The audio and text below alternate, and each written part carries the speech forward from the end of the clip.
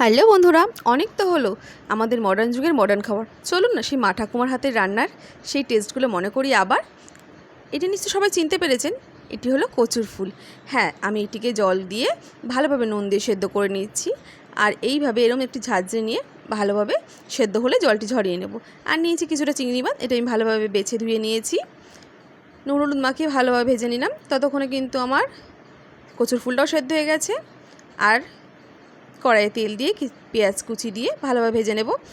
ভাজতে ভাজতে আমি মশলাটা আগেই দেখিয়েছি, পেঁয়াজ রসুন আদা আর লঙ্কা ভালোভাবে মশলাটিও আমি দিয়ে এখন ভেজে নেব। মশলাটি কিন্তু যত ভালোভাবে ভাজবেন রান্নার টেস্ট কিন্তু ততই ভালো হয়। এখন আমি দিয়েছি হলুদ গুঁড়ো আর দিচ্ছি স্বাদ মতন লবণ। আমি লবণটা অল্পই দিলাম, কারণ আমি সেদ্ধর সময় লবণটা কিন্তু অ্যাড করেছিলাম। মশলা থেকে যখন তেল ছেড়ে দেবে কচুর ফুলটি তখন অ্যাড করতে হবে। কচুর ফুলটি দিয়েও মশলার সাথে কিন্তু ভালোভাবে কষাতে হবে। আর হ্যাঁ, কোনোভাবে কিন্তু এক ফোঁটাও জল দেওয়া যাবে না।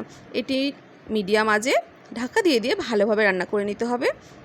জল দিলে টেস্টটা ভালো আসে না, জল না দিয়ে একবার রান্না করে দেখুন না, দারুণ টেস্ট আসবে।